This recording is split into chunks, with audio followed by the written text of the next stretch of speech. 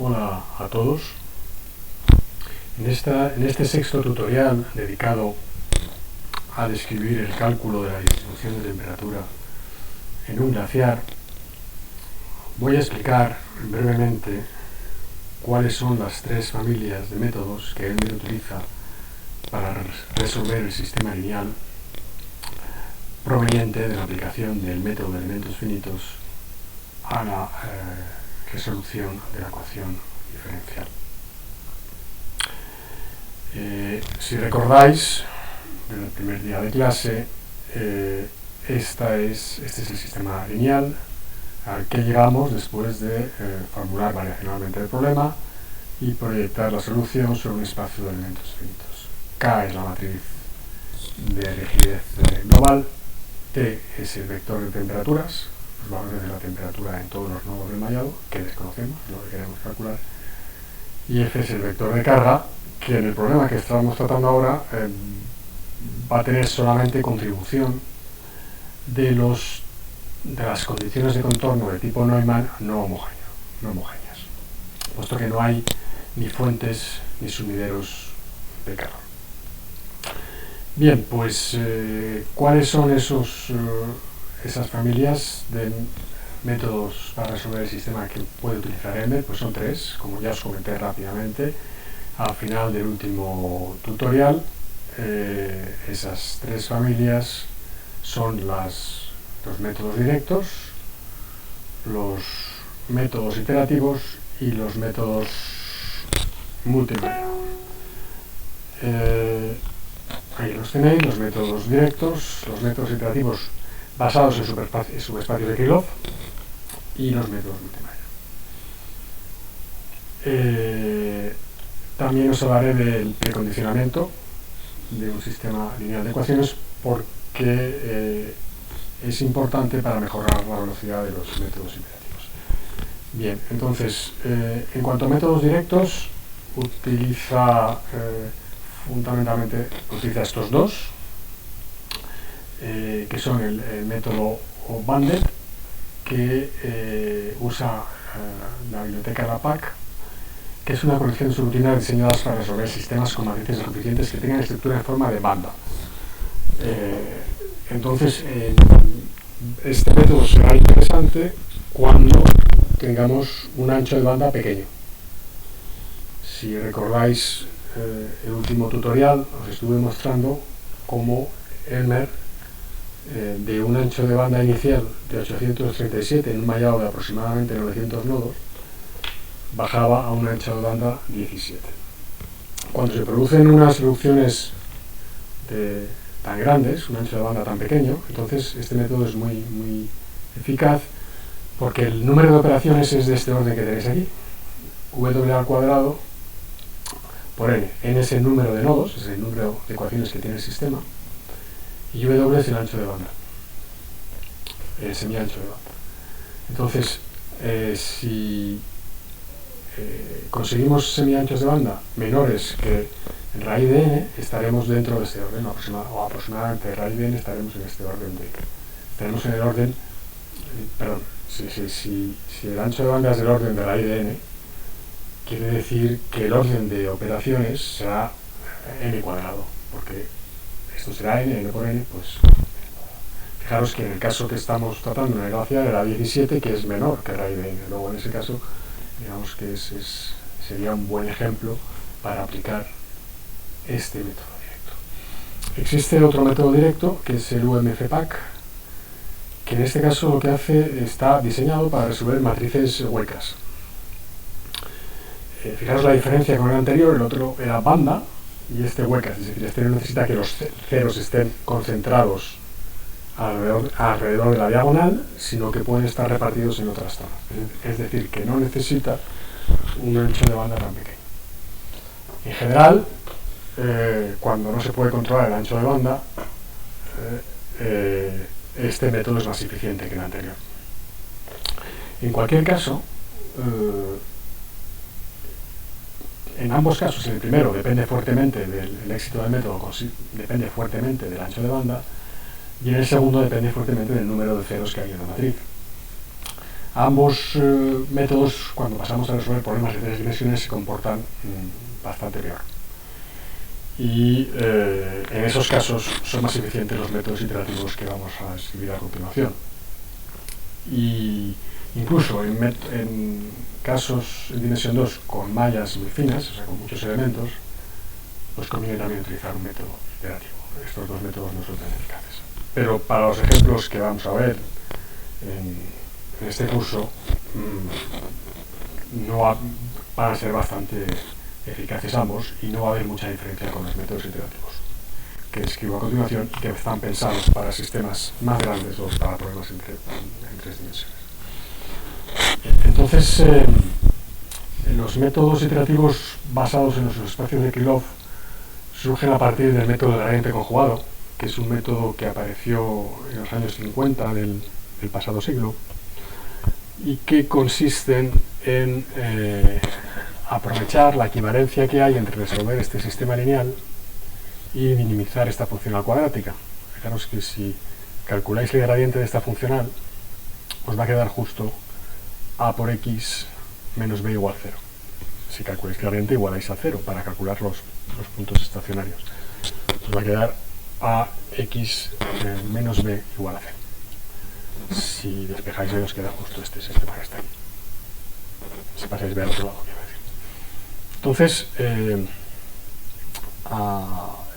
lo que sugiere el método de gradiente conjugado es plantear el siguiente esquema iterativo para hallar la solución. Es decir, partimos de una solución inicial y la solución siguiente la calculamos a partir de esa solución más un coeficiente por un vector, que es lo que se llama la dirección de descenso. En el método de gradiente a secas, no gradiente conjugado, sino gradiente sin ningún tipo de calificativo, se escoge como dirección de, para descender, para avanzar en el método iterativo, la contraria al gradiente. Es decir, lo que se piensa es, si el gradiente es la dirección de máximo crecimiento, si yo cojo la dirección contraria, lo que estaré haciendo es el máximo de crecimiento. Y os recuerdo que lo que estamos haciendo es hallando el mínimo de esta funcional. El mínimo de esta funcional será la solución del sistema. Entonces lo que hago es calcular como gradiente. El gradiente sería esto, ya lo hemos visto antes. Le llamamos menos r a la dirección del gradiente y por tanto r, que es el residuo, también se llama residuo del sistema, es la dirección de descenso. El problema es que, bueno, aquí tendríais cómo está implementado el método para un caso de 2 ecuaciones nada más. En el caso de 2 ecuaciones lo que tendríamos es que la funcional es un paraboloide, partimos de un punto inicial, calculamos el gradiente en ese punto a la funcional. Fijaros que es una recta que es ortogonal a la curva de nivel, ¿vale? Porque es el gradiente, y esta es la dirección que localmente es de máximo descenso. Es donde disminuye más rápidamente la función. Bien, esto sería el dibujo en 3 dimensiones, lo que estamos cortando con ese plano. La traza sería esto y sería la proyección sobre el plano z igual 0, y esta sería la proyección sobre el plano xy, y entonces lo que hacemos es, tenemos una parábola que será esa proyección y minimizamos una función de dimensión 1 para calcular el punto a lo largo de esta recta en donde se obtiene el mismo valor, y ese es el punto que nos quedamos. Es decir, que ese coeficiente que estamos metiendo aquí lo calculamos precisamente minimizando esa función, esa parábola. Bien, el problema, bueno, aquí tendríais el esquema iterativo, ¿vale? Donde las D son las direcciones de descenso, las R's, los residuos. Bien, el problema es que este método lo que hace en cada iteración es seguir la dirección de máximo descenso local. Entonces, este método se puede mejorar con el método de gradiente conjugado, que fue propuesto por Hestens y Stiefel con los estudiantes en el año 1952. Entonces, lo que va a utilizar son direcciones conjugadas respecto a la matriz del sistema, ¿vale? Y dos direcciones son conjugadas respecto a la matriz del sistema de ecuaciones si se verifica esto.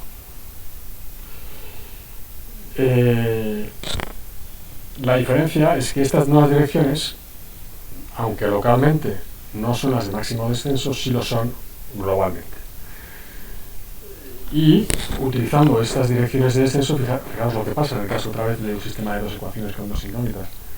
Este sería el método de gradiente, que ya hemos explicado antes. Tengo la primera iteración, luego la segunda, y aquí volvería a calcular la ortogonal, esa curva de nivel, y seguiría aproximando cada vez más a la solución, que es el mínimo de la función.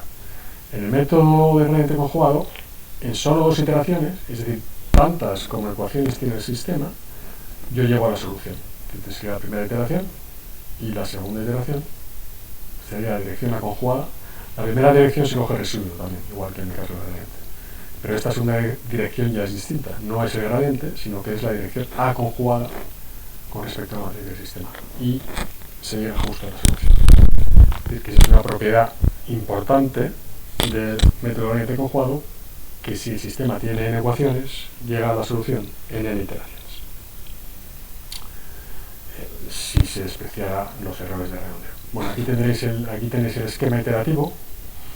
Bueno, inicialmente, como os decía, se coge como dirección de descenso inicial la del gradiente, cambia de signo, se calcula la longitud de descenso, que es el parámetro que describíamos antes, se obtiene la solución aproximada, se calcula el nuevo residuo, y este sería la longitud de descenso mejorada, con la cual podemos obtener la nueva dirección. Bueno, como os decía, convergen en iteraciones, pero la gracia está en que en un número mucho más pequeño que n iteraciones tiene una precisión suficiente para tener una solución válida.